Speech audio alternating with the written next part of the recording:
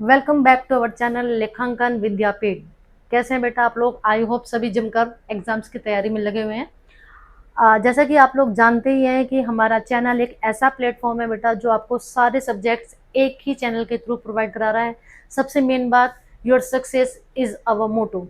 I am Ritu Sharma, having 18 plus years of experience in my teaching field, and we are doing the most interesting chapter in bio, that is improvement in food resources।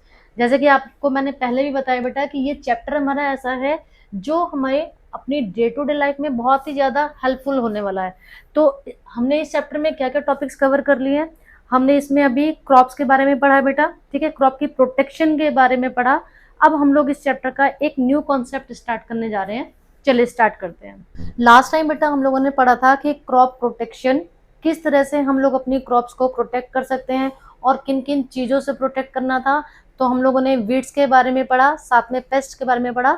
अभी आज हम करेंगे diseases, जो कि third one reason है हमारी crops को नुकसान पहुंचाने वाला। कि क्रॉप्स में कई बार क्या होता है बेटा, कुछ इन्फेक्शियस डिजीजेज हो जाती हैं like human and animals caused by pathogens. आप लोगों को मालूम ही होगा कि the disease causing organisms are known as pathogens. तो जो भी बीमारी फैलाने वाले सूक्ष्म जीव होते हैं उनको पैथोजन बोला जाता है। उसमें bacteria, fungi, viruses etcetera include होते हैं। तो क्रॉप्स को नुकसान पहुंचाने वाले ये कुछ हमारे पैथोजेंस हैं। अब हमें ये बात आती है कि जो पैथोजेंस हैं वो क्रॉप में स्प्रेड किसके थ्रू होते हैं। तो इनका मीन्स ऑफ स्प्रेड है बेटा सॉइल, एयर एंड वाटर। या तो ऑलरेडी मिट्टी के अंदर प्रेजेंट हो सकते हैं, या फिर एयर के थ्रू आ सकते हैं, या फिर वाटर के थ्रू। इफेक्ट, इसका मेन इफेक्ट क्या होगा? बीमारी है। ऑब्वियस सी बात है कि जिस तरह से बीमारी हमारी हेल्थ को अफेक्टेड करती है, तो अगर क्रॉप्स में भी बेटा डिजीज हो जाएंगी तो उनकी ग्रोथ एंड डेवलपमेंट अफेक्टेड होगी। कुल मिला के अल्टीमेटली क्या हो जाएगा, हमारी क्रॉप जो है वो डिस्ट्रॉय हो जाएगी। तो चलिए अब आगे पढ़ते हैं कि अभी जो हमने पढ़ा उसको एक बार थोड़ा डिटेल में देख लेते हैं। सबसे पहला जो मेथड था हमारा वो था केमिकल मेथड। अब ये जो केमिकल मेथड है वो हमारे तीनों तरीके के कॉजेज को प्रिवेंट करने के लिए काम में लाया जाता है। यूज ऑफ पेस्टिसाइड्स, ठीक है, अगर पेस्ट की वजह से हमारी जो क्रॉप्स हैं वो अफेक्टेड हो रही हैं तो इंसेक्टिसाइड्स और फंगिसाइड्स, ठीक है जी। इसके बाद मैनुअल मेथड आ गया, इसमें हमारा वीडिसाइड भी है, वीडिसाइड, ठीक है जी। इसके बाद मैनुअल, नाम से ही पता लग रहा है कि जो मेथड मैनुअली हम लोग काम में लेकर आ रहे हैं ये केवल वीड्स के लिए काम में आएगा, बाकी सारे कॉजेस के लिए ये प्रिवेंटरी मेजर नहीं हो सकता हमारा। इसके बाद preventives, good farming practices like clean seeds, crop rotation etcetera. हम ऐसे कारणों को कोई जगह ही ना दें, तो उसके लिए हमें क्या करना पड़ेगा कि हमारी जो फार्मिंग प्रैक्टिसेस है अगर हम वो अच्छी क्वालिटी की यूज करते हैं तो क्या होगा, इन सारे जो डिजीज को नुकसान पहुंचाने वाले कारण है उनसे हम काफी हद तक अपने क्रॉप्स को बचा सकते हैं। अब बात आती है बेटा कि हमें ये तो पता लग गया कि जो ये हर्बिसाइड्स हैं, इंसेक्टिसाइड्स हैं, पेस्टिसाइड्स हैं, वीडिसाइड्स हैं, क्योंकि these are the chemicals and excess of everything is bad. So excessive use of chemicals, इससे क्या होगा, harmful for environment, plants and animals. क्योंकि जनरली मोस्टली ये जो केमिकल्स हैं उनका स्प्रे किया जाता है, ठीक है।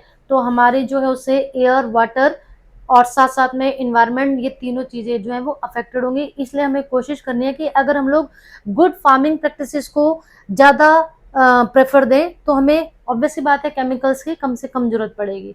नेक्स्ट, अब बात आ गई कि मैंने अपनी क्रॉप को चलो जी अच्छे से उगा लिया, इरिगेशन वगैरह सब चीजें हो गई हैं, यहाँ तक कि प्रिवेंटिव मेजर्स जो है वो भी हमने फॉलो कर लिए। अब लास्ट स्टेप क्या है, लास्ट टू फर्स्ट स्टेप क्या है बेटा, स्टोरेज। अब हमारा स्टोरेज वाला, क्योंकि लास्ट स्टेप तो हो गया जी मार्केट में गई बिकने के लिए, और जब फार्मर को क्या हुआ, फाइनेंशियली फायदा हुआ, तब जाकर उसका पूरा प्रोसेस खत्म होगा। एट लास्ट जब तक उसकी फसल मार्केट में नहीं बिक जाती। तो अब यहाँ पर क्या बात आई हमारे पास कि स्टोरेज ऑफ ग्रेन्स। हमने मीन्स फार्मर ने जो इतनी मेहनत करके अपनी क्रॉप्स को उगाया है, अब इनकी स्टोरेज कैसे करें। तो क्वेश्चन एक ये दिमाग में आता है हमारे कि वाई स्टोरेज इज इम्पोर्टेंट। एक तो बेटा देखो कॉमन सेंस की बात है कि अब किसान ने इतना सारा जो अनाज उगाया है एक साथ तो वो मार्केट में नहीं ले जा सकता, वैसी बात है वो थोड़ा थोड़ा करके मार्केट में लेकर जाएगा, या फिर अगर हमारी गवर्नमेंट भी फार्मर से उस अनाज को खरीदती है तो पूरे साल के लिए स्टॉक रखना है, तो वो पूरे साल के लिए हमें उसे स्टॉक करके रखें। तो इसके लिए क्या होगा, ताकि क्या होगा कि फुल द ईयर सबको जो है उस फूड की रिक्वायरमेंट जो है वो हम लोग फुलफिल करते रहे। To avoid loss of grains after harvest during storage. तो सबसे मेन बात है कि स्टोरेज करते समय की हार्वेस्टिंग तो हमने कर ली, अब स्टोरेज करते वक्त हमें क्या बचना है कि हमारी फसलों का नुकसान, यानी कि अब इस लेवल पर आकर हमारी फसलों को कोई नुकसान नहीं हो सकता। काफी हद तक तो हमारी फसलें जो है वो गोडाउन्स में ही नष्ट हो जाती हैं। तो ये बहुत ही एक क्रुशियल वो है टॉपिक। तो सबसे पहले पढ़ लेते हैं टाइप्स ऑफ लॉसेस की, कि हमारी जो फसलें हैं जब हमने उनको स्टोर हाउस में स्टोर किया, ठीक है, गोडाउन्स में, तो वहां पर किस किस तरीके के उनको नुकसान हो सकते हैं। पहला नुकसान है बायोटिक, दूसरा है अबायोटिक। मीन्स दो फैक्टर्स हैं। बायोटिक फैक्टर्स में insects, rodents, fungi, mites, bacteria. Rodents क्या होते हैं, जो जमीन में बिल बनाकर रहने वाले जानवर होते हैं, जैसे चूहा वगैरह। तो ये सारे क्या कर सकते हैं कि मेरा जो गोडाउन है वहां पर जाकर अनाज की बोरियों को कुतर दिया जी, ठीक है, या फंगस लग गई उसके अंदर। Abiotic, moisture, temperature, problems in storage. तो हमें जहां पर भी हम अपने अनाज को स्टोर कर रहे हैं वहां पर हमें ये देखना है कि इन दो कारणों से हमारा जो अनाज है वो बर्बाद नहीं होना चाहिए।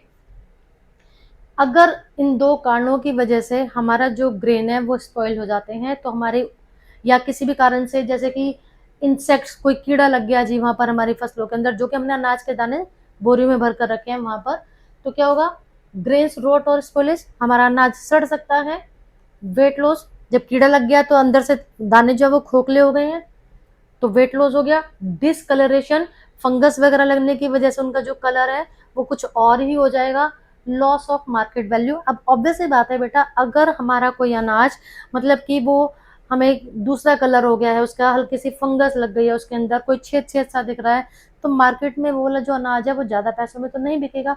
तो मेन पर्पज जो था कि भाई मार्केट में जाकर उसके अच्छे खासे दाम मिलने चाहिए फार्मर को, वो नहीं मिलेगा। अब बात आती है कि इससे कैसे प्रिवेंट किया जाए। तो प्रिवेंटिव मेजर्स, सबसे पहला है clinic produce before storing. Store करने से पहले वो जितना भी हमारा प्रोड्यूस है उसको साफ कर लेना चाहिए। Drying properly in sunlight and shade.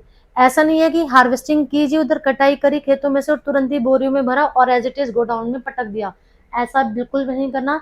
Harvesting के बाद जो हमारा प्रोड्यूस है उसको पहले सनलाइट में प्रॉपर सुखाया जाता है, ताकि उनके अंदर से जो एक्स्ट्रा अमाउंट का मॉइस्चर है वो इवापोरेट हो जाए। फिर एक बार उसको छाया में सुखाया जाता है, जब वो प्रॉपर ठंडा हो जाए तब जाकर उनको बोरियों में भरा जाता है। अगर हमने गरम गरम अनाज को बोरियों में भर दिया तो हमारा अनाज जो है वो स्पॉइल हो जाएगा।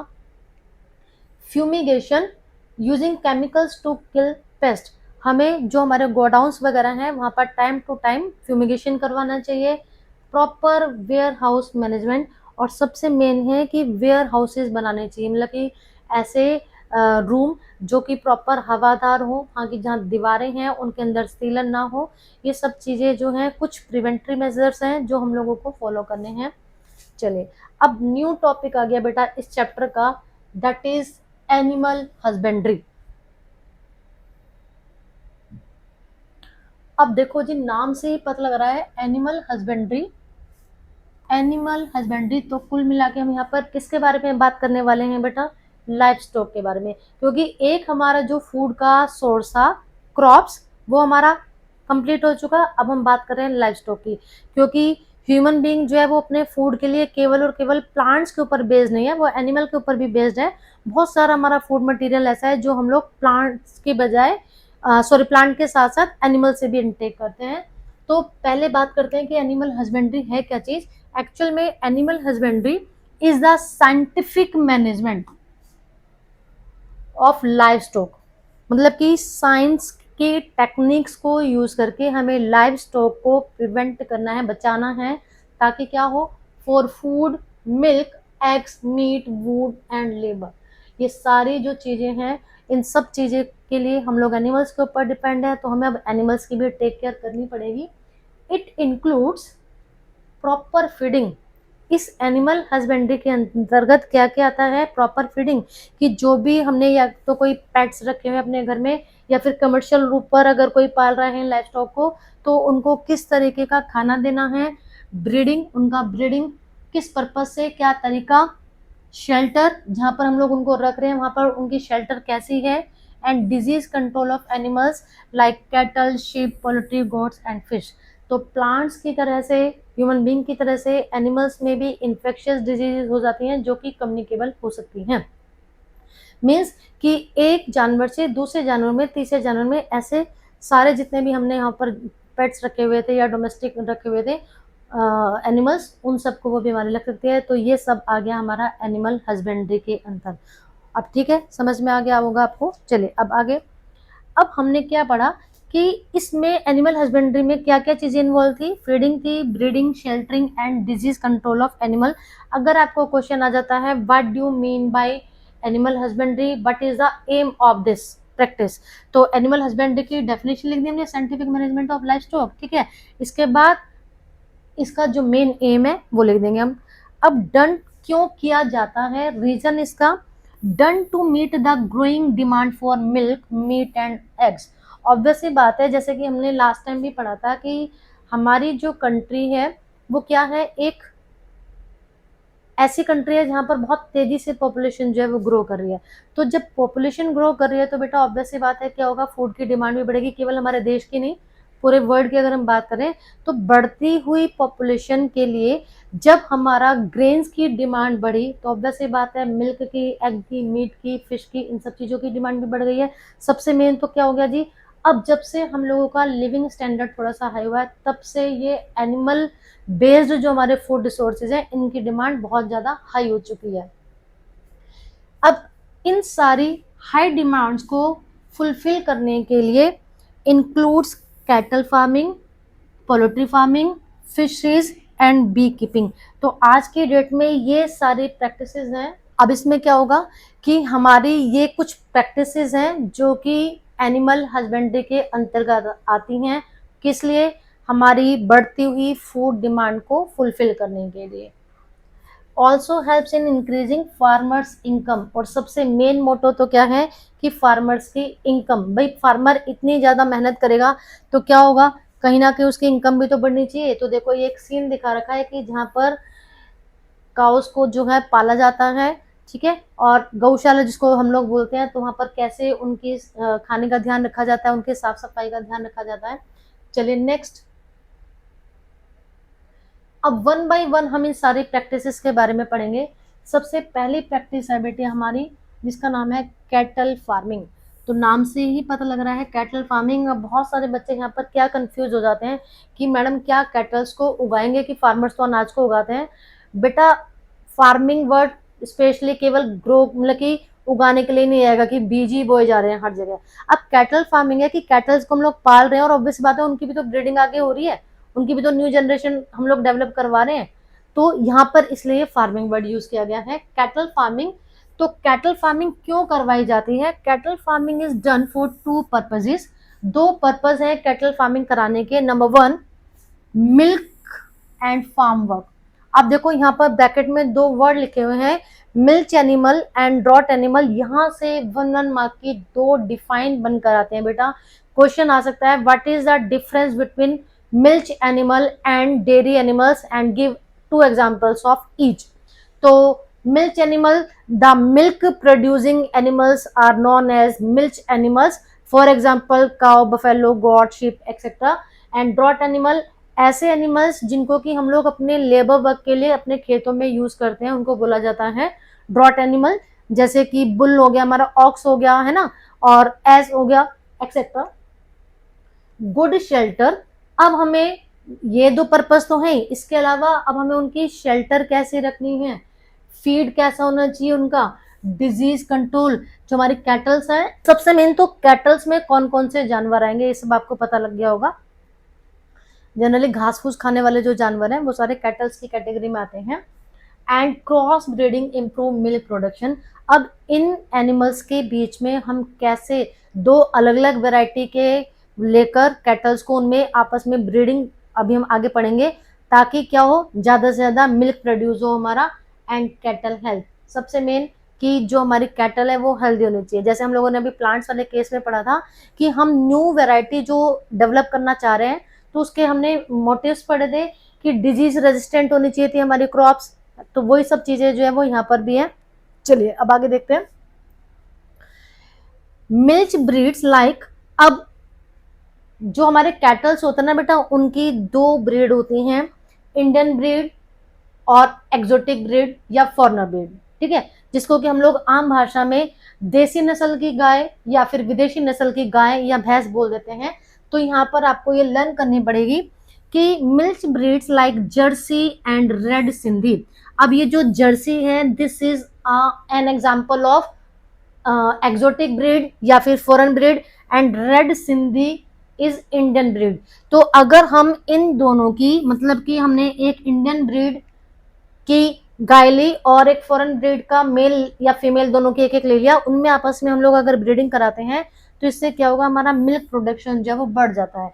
वो कैसे कि जनरली जो ये जर्सी गाय है ना बेटा, मैंने अभी आपको बताया कि ये फॉरेन ब्रीड है, तो इनका लैक्टेशन पीरियड ज्यादा अच्छा होता है। लैक्टेशन पीरियड का मतलब है कि ये ज्यादा दूध देती है in compare to Indian cows. और जबकि इंडियन काउस की क्या स्पेशलिटी है कि वो डिजीज के टुवर्ड्स थोड़ी सी क्या करती हैं, डिजीज के टुवर्ड्स रेजिस्ट होती हैं। तो हमें तो यही चाहिए कि भाई बीमारी भी ना लगे हमें, और हमारा जो दूध का उत्पादन है, क्योंकि अगर हम लोग गाय भैंस को पाल रहे हैं तो दूध बेचने के पर्पज से ही पाल रहे हैं ना, तो हमें जितना ज्यादा दूध मिलेगा उतने ज्यादा मार्केट में हमें पैसे मिलेंगे।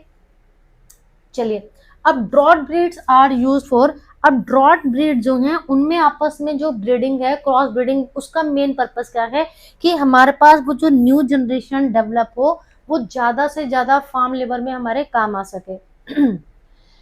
Cattle need nutritious food, proper shelter and clean environment. तो कैटल्स को, जब कैटल हमारे इतना ज्यादा काम कर रही हैं, हमें क्या करना है बेटा कि हमें उनकी प्रॉपर टेक केयर करनी है। सबसे मेन तो क्या कि उनको किस तरीके का खाना देना है, उनको न्यूट्रिशियस फूड की जरूरत होती है। क्लियर। अब प्रॉपर शेल्टर, कि जहां पर हम उनको रख रहे हैं वो जगह कैसी है, उसकी हमें साफ सफाई का ध्यान रखना है, सैनिटेशन कैसा है। जैसे मान लो, अब अगर मान लो मेरे पास ये रूम है, इस रूम में जो है मार्बल का फर्श लगा हुआ जी, टाइल्स लगी हुई है बहुत अच्छे से, तो ऐसी जगह पर हम लोग कैटल्स को तो नहीं रख सकते। ऐसा नहीं कि आपको जी मैडम मैंने तो एसी वाले रूम में अपने गाय को रख दिया, अरे भाई वहां पर वो जो स्लिपरी फर्श है वो बेचारे वहां पर गिरने का खतरा है, तो उनके लिए जो फर्श है वो कच्चा होना चाहिए, ठीक है। कई कई बार क्या होता है, हम लोग देखते हैं कि कुछ लोग तो इतनी ज्यादा क्रुएल्टी शो करते हैं कि इतनी ज्यादा गर्मी या इतनी ज्यादा ठंड में अपने कैटल्स को बाहर ही बांध के छोड़ रखा है। तो हमें ऐसा बेटा नहीं करना है, हमें प्रॉपर उनके लिए शेल्टर रखनी है। लेकिन वो शेल्टर कैसी होनी चाहिए, वहां पर प्रॉपर एयर वेंटिलेशन का अरेंजमेंट हो, एज वेल एज कि जो वहां का फर्श है, कच्ची जमीन तो होनी ही चाहिए, साथ साथ में क्या होना चाहिए कि वहां पर स्लोप होना चाहिए, क्योंकि वो बेचारे जानवर है, वो खड़े खड़े यूरिनेशन कर रहे हैं अपना, तो जो उनका यूरिन है वो ऑटोमेटिकली वहां से पास आउट हो जाए, और हमें टाइम टाइम पर उस जगह की साफ सफाई भी करनी है। Clean environment. अब disease and prevented by vaccination and hygiene, मैंने अभी आपको बता दिया कि साफ सफाई का ध्यान रखना है, साथ साथ में उनको टाइम टू टाइम पर वैक्सीनेट भी करवाना जरूरी है। अब यहाँ पर जो है, जो हमारी Indian breed, Indian and exotic breed, इनके एक एक दो दो एग्जाम्पल जो है बेटा आपको लर्न करना है। जैसे कि ये दिखा रखा है यहाँ पर, इंडिजीनियस मिल्च ब्रीड। इंडिजीनियस मतलब कि ये हमारी एक इंडियन ब्रीड है, और इसमें जर्सी हो गया, हमारे रेड सिंधी, साहिवाल, ठीक है, साहिवाल जो है, साहिवाल ये एक इंडियन ब्रीड है। जर्सी के अलावा brown Swiss, brown Swiss, this is an example of exotic breed, ठीक है जी। चलिए अब बात करते हैं, अच्छा एक बात यहाँ पर रह गई बेटा कि मैंने आपको बताया कि जो हमारे ये हैं, तो यहाँ पर हमने लिखा है कि कैटल नीड न्यूट्रिशियस फूड। तो जो कैटल्स होते हैं ना बेटा, उनको दो तरीके के फूड की रिक्वायरमेंट होती है, एक होता है प्रोटीन रिच फूड और एक होता है फैट रिच फूड। तो 2 तरीके के फूड हमें अकॉर्डिंग टू द सिचुएशन देने हैं सब साथ में। अब हमें कई बार ये नहीं पता चलता कि हमारा जो बेचारा कैटल है, गाय हो गई या भैंस हो गई, कि वो खाना नहीं खा रही है। अगर उसको कोई डिजीज है, आपको सिर दर्द, पेट दर्द, बुखार है, तो आप जाकर अपनी मम्मा को, पापा को या फैमिली मेंबर में किसी को भी बोल सकते हो कि मम्मा आज मैं स्कूल नहीं जा रहा या जा रही, मुझे बहुत ज्यादा हेडेक है या मेरे आज बॉडी पेन हो रहा है। वो बेचारे जो जानवर हैं वो कैसे हमें बताएंगे कि they are suffering from any disease. तो कुछ सिम्टम्स हैं बेटा जो मैं देखकर ये पता लगाने में हेल्प करेंगे कि इस एनिमल को कुछ प्रॉब्लम है। जनरली हम लोगों ने क्या देखा है कि मोस्टली ये जो हमारे कैटल्स हैं, काउज होगी, बफेलोज होगी, मोस्ट ऑफ द टाइम खड़े रहते हैं। अब अगर कोई आपका एनिमल बैठा ही रह रहा है, खड़ा नहीं हो रहा, मतलब कि जबरदस्ती उसको खड़ा करे वो बार बार बैठ जाता है, एक तो ये आपने उसके आगे उसका फूड डाला लेकिन वो उसको प्रॉपर से इंटेक नहीं कर रहा है, तो ये 1-2 सिम्टम है जिससे हमें पता चल जाना चाहिए कि हमारा जो कैटल है उसको इस समय अब डॉक्टर की जरूरत है। तो ध्यान में रखना है, जिन लोगों के घर में भी कैटल्स रखे हुए हैं या आगे फ्यूचर में कभी आप अपने आसपास के सराउंडिंग में देख रहे हो, तो आपको उनकी हेल्प करनी है बेटा। ठीक है जी। अब शेल्टर के बारे में मैंने आपको बता ही दिया है। सबसे मेन बात है कि जो भी मैंने आपको बताया कि फूड कैसा होना चाहिए, कि प्रोटीन रिच फूड। अगर कोई कैटल ऐसे हैं जो कि अभी जिसका लैक्टेशन पीरियड चल रहा है, उसमें उनको ज्यादा फाइबरी फूड देने की जरूरत है, प्रोटीन रिच फूड देने की जरूरत है, ताकि उनका लैक्टेशन पीरियड जो है वो अच्छे से अच्छा हो सके। चलिए अब नेक्स्ट बात करते हैं हम लोग पोल्ट्री फार्मिंग। अब पोल्ट्री फार्म हाउस तो आई थिंक आप लोगों ने देखा ही होगा। पोल्ट्री फार्म की जब भी बात आती है तो जनरली बच्चों के दिमाग में बस एक बात आ जाती है कि जहाँ पर मुर्गियां पाली जाती है। तो पोल्ट्री फार्म हाउस में बेटा केवल मुर्गियां ही नहीं पाली जाती, ऐसी बर्ड्स को पाला जाता है जिनको कि हमने या तो मीट के पर्पज से पाल रखा है या फिर एग के पर्पज से पाल रखा है। तो स्पेशली अब आपको ये समझ जाना चाहिए कि 2 तरीके की बर्ड्स ह्यूमन बीइंग जो है वो अपने काम के लिए लेकर आते हैं, अपने फायदे के लिए। एक है हमारी जिनसे कि जिनके हम लोग एग केवल यूज कर रहे हैं, और एक है जिनको हम लोग मीट के लिए यूज कर रहे हैं, और कुछ ऐसी हैन जिसका एक सबसे अच्छा एग्जाम्पल है जो दोनों पर्पजेस को फुलफिल कर रहा है। तो पोल्ट्री फार्मिंग होती क्या है पहले तो ये समझ लेते हैं। Poultry farming is the rearing of domestic foul specially chickens for eggs. अब देखो यहाँ पर जो अभी मैंने आपको बताया था कि ऐसे बर्ड्स जिनको एग प्रोडक्शन के लिए जिनकी रेयरिंग की जाती है, रेयरिंग का मतलब पाला जाता है, ऐसी बर्ड्स को बोला जाता है बेटा हमारे लेयर्स एंड मीट। और ऐसी बर्ड्स जिनको मीट के पर्पज से पाला जाता है उनको बोला जाता है broilers. It focus on breed improvement. यहाँ पर भी सेम ऐसे ही जैसे कैटल्स वाले केस में देखा था कि इनमें हमें हाइब्रिड करवाना पड़ता है, मतलब कि क्रॉस ब्रीडिंग करवानी पड़ती है। हाउसिंग जहाँ पर हम इनको रख रहे हैं उनकी किस तरीके की शेल्टर है, फीडिंग किस तरीके का खाना हम उनको दे रहे हैं, और उनको भी हमें डिजीज से टाइम टू टाइम बचाने के लिए वैक्सीनेट करवाना पड़ता है। तो यहाँ से 2 मार्क का क्वेश्चन बनकर आ गया आपके पास कि what is the difference between broilers and layers and give 1 example of each. ठीक है, मैंने आपको बता दिया एग की प्रोडक्शन के लिए लेयर्स, मीट की प्रोडक्शन के लिए ब्रॉयलर्स, और जो हमारा हैन है वो हमारे दोनों जो रिक्वायरमेंट है वो फुलफिल कर रही है। तो कैटल्स की तरह से ही यहाँ पर भी जो हमारी बर्ड्स हैं, फॉल्स हैं, उनकी भी 2 कैटेगरी सॉरी 2 स्पीसीज होती हैं, इंडियन ब्रीड और हमारी फॉरेन ब्रीड। तो ब्रीड्स एसिल एक इंडिजिनियस मतलब कि इंडियन ब्रीड है, एंड लेगरून एक एक्सोटिक ब्रीड है। अगर हम इन दोनों ब्रीड में क्रॉस ब्रीडिंग कराते हैं तो क्या होगा, हमारी जो दोनों पर्पजेज है ना वो अच्छे हो जाएंगे। Layers are raised for eggs, broilers are for meat. I have already told you. Requires proper cleaning, sanitation and temperature control. तो कोई भी लिविंग ऑर्गेनिज्म है, जैसे हम लोगों ने क्रॉप्स वाले केस में देखा, कैटल्स वाले केस में देखा, और अब हम यहाँ पर बर्ड्स के बारे में देख रहे हैं। बेटा उनको सिर्फ ऐसा नहीं है कि एक कमरे में भर दिया जी चलो हमारा काम हो गया, क्योंकि ये भी लिविंग बीइंग है, इनकी भी साफ सफाई की जरूरत है। तो जो पोल्ट्री फार्म हाउस होते हैं वहाँ की साफ सफाई की बहुत ज़्यादा ज़रूरत है, स्पेशली वहाँ का टेम्परेचर कंट्रोल करना, क्योंकि कुछ ब्रीड्स ऐसी होती हैं जो हाई टेम्परेचर बिल्कुल भी कंट्रोल नहीं कर पाती और गर्मियों में ज़्यादातर इनकी मृत्यु हो जाती है। और साथ साथ में आपने पिजन बॉक्स देखे ना कि जहाँ पर इनको रखा जाता है वहाँ पर जैसे एक अलमीरा टाइप होता है और उसमें बहुत सारे ऐसे बॉक्सेस जैसे बने हुए होते हैं एक एक और उसमें तो उसमें यहाँ पास पास में इन बर्ड्स को रखा जा रहा है। तो क्या होगा कि इनमें जो डिजीजेज है वो बहुत कम्युनिकेबल डिजीज बहुत जल्दी जल्दी फैलती हैं। और क्या करना है जी, इनका सैनिटेशन टाइम टू टाइम यहाँ पर सैनिटाइजेशन करना बहुत ज़्यादा जरूरी है, अदरवाइज बीमारियां फैल जाएंगी। Vaccination protects against viral bacterial and parasitic diseases जैसे कि कार्क्सस वगैरह कुछ बीमारियां हैं जो कि इनमें हो जाती है कि इनके जो फेदर्स हैं वो गिरना शुरू हो जाते हैं। अब देखो यहाँ पर कि हम लोग क्रॉस ब्रीडिंग क्यों करवा रहे हैं। अब ऑब्वियस सी बात है कि जो ऐसी बर्ड्स हम लोग पाल रहे हैं जिनको कि हम मीट के प्रोडक्शन के लिए पालना चाहते हैं, तो वो कैसे पतली दुबली तो नहीं होनी चाहिए, मोटी ताजी होनी चाहिए। तो हमें उनको कैसे डाइट देनी है, फैट रिच डाइट देनी है। जबकि ऐसी बर्ड जिनको हम लोग केवल और केवल एग के प्रोडक्शन के लिए पाल रहे हैं तो इनके मोटे ताजे होने से हमें कोई लेना देना नहीं है। यहाँ से तो क्या हमें एग की क्वालिटी अच्छी चाहिए, इसलिए ऐसी बर्ड्स को हमें प्रोटीन रिच फूड देना है। तो डिपेंड करता है कि हमने किस तरीके की हम फॉल को पाल रहे हैं, उसी तरीके की डाइट जो है वो उनको दी जाती है टाइम टू टाइम। और हमें इनको वैक्सीनेट करवाना भी बहुत ही ज़्यादा ज़रूरी है क्योंकि इसका मेन रीज़न है कि इनमें कम्युनिकेबल डिजीजेज बहुत जल्दी स्प्रेड होती हैं। चलिए नेक्स्ट है हमारा टॉपिक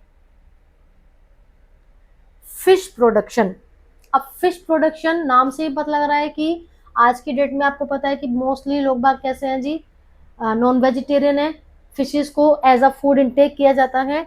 तो इसीलिए एक ये ऑक्यूपेशन बन गया है, मतलब कि अर्निंग का सोर्स, कि मछलियों को पाला जाए और उनको मार्केट में सेल आउट कर दिया जाए। Fish production includes capture fishing. Fish production में दो तीन तरीके की फिशिंग इंक्लूड होती है। पहले वाली का नाम है कैप्चर फिशिंग, जहां पर कि नेचुरल वाटर बॉडी से मछलियों को पकड़ा जाता है। दूसरी है कल्चर फिशरी, जिसमें कि जानते पूछते खुद से कुछ आर्टिफिशियल पॉन्ड लाइक स्ट्रक्चर्स बनाए जाते हैं और वहां पर फिशेस को पाला जाता है। Fish is a cheap source of protein. जो कोस्टल एरियाज हैं वहां पर तो फिशेस जो है वो बहुत ही ज़्यादा अमाउंट में अवेलेबल हो जाते हैं, इसलिए बहुत ही सस्ता सोर्स माना जाता है प्रोटीन का। एंड इम्पोर्टेंट लाइवलीहुड एक्टिविटी, साथ साथ में उन्हें अपना खाना भी मिल रहा है और उनको क्या कर रहे हैं जी, आजीविका भी मिल रही है, फिशेस को जाके मार्केट में सेल आउट कर कर आ जाते हैं। अब टू टाइप्स की जो फिशेस होती हैं, पहला है मैराइन फिशरीज के दो मतलब कि ऐसी मछलियां जो कि मरीन वाटर में पाई जाती हैं, example pomfret, prawn etcetera. Inlet fisheries जैसे कि रोहू, काटला। बेटा ये वाला पॉइंट आपको लर्न करना है। यहाँ फिशरीज वाले केस में से टाइप के अकॉर्डिंग एग्जाम्पल पूछे जाते हैं या फिर आपको 4-5 तरीके की फिशेस के स्पीसीज के नेम दे दिए और आपको आइडेंटिफाई करना है ये कौन सी वैरायटी की फिश है। अब बात आ गई कि कंपोजिट फिश कल्चर यूजेस। एक मेथड है मछलियों को पालने का जिसका नाम है कंपोजिट फिश कल्चर। इसमें क्या होता है, multiple species in one pond, एक पॉन्ड लाइक स्ट्रक्चर बनाया जाता है, उसमें बहुत सारे तरीके की मछलियों को एक साथ ही पाला जाता है। अब इसमें क्या होगा कि क्या ध्यान में रखना है, तकरीबन 5 से 6 तरीके की मछलियां एक साथ यहाँ पर पाल सकते हैं, लेकिन उन सब की फूड रिक्वायरमेंट डिफर होनी चाहिए। जैसे हम लोगों ने वहां पर देखा था क्रॉप रोटेशन वाले केस में, वो सॉरी इंटीग्रेटेड उसमें, तो यहाँ पर भी ठीक इसी तरीके से है कि जो हमारी कंपोजिट फिश कल्चर है वहां पर फिशेस की फूडिंग हैबिट अलग होती है। कुछ फिश ऐसे हैं जो सरफेस फूड को इंटेक करती हैं, कुछ फिश ऐसी हैं जो बॉटम वाला फूड है, सी बैड जिसको बोलते हैं, वो वाला फूड इंटेक करे, और कुछ मिडिल जोन का। तो जिसकी वजह से क्या होगा कि उनमें फूड को लेकर आपस में कंपटीशन नहीं होगा, एक दूसरे को नहीं खाएंगी। सिर्फ इसकी क्या एक डीमेरिट है कि मोस्टली जो फिशेज है ना उनका ब्रीडिंग टाइम एक ही होता है, क्योंकि हर चीज के फायदे और नुकसान दोनों चीजें हैं।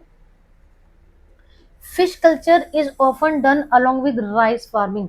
जनरली फार्मर्स क्या करते हैं कि पैडी, हमने पढ़ा था कि खरीफ क्रॉप का एक एग्जांपल है, तो जब चावल उगाए जाते हैं, चावल की जब खेती की जाती है ना बेटा उसमें, तो जब तक उसमें सैपलिंग अच्छे से ग्रो नहीं कर जाते वहां पर 24 आवर्स खेतों में पानी भर कर रखना है, तो वहां पर उस समय छोटी छोटी मछलियों को पाल लेते हैं किसान। Major issues availability of quality fish seed. यहाँ पर ये जो जैसे हमने एक साथ 3 या 4 तरीके की स्पीसीज वाली मछलियाँ पाल लेती, दिक्कत क्या आ जाती है, क्योंकि सबका ब्रीडिंग टाइम एक ही है, तो जिसकी वजह से अच्छी क्वालिटी के जो फिश सीड हैं वो हमें मिलने में थोड़ी डिफ़िकल्टी होती है। यहाँ पर कुछ फिशेस के वो दिखा रखे हैं आपको, इनमें से आपको ये काटला कौन सी कैटेगरी में आएगी, प्रॉन कौन सी कैटेगरी में आएगा, ये सब आपको लर्न करना है। अब इस चैप्टर का लास्ट टॉपिक है, this is bee keeping. Bee means मधुमक्खी, तो bee keeping is the practice of rearing bees for honey and wax. अब आप देखो, आप लोग कहोगे कि मैडम हमें तो सिर्फ यही पता था कि मधुमक्खियों से शहद मिलता है। नहीं, मधुमक्खियों से हमें शहद के साथ साथ वैक्स भी मिलता है, और ये वाला वैक्स जो है वो एडिबल वैक्स है। हमारी कुछ मेडिसिन्स ऐसे हैं जिनमें इस वैक्स का यूज किया जाता है।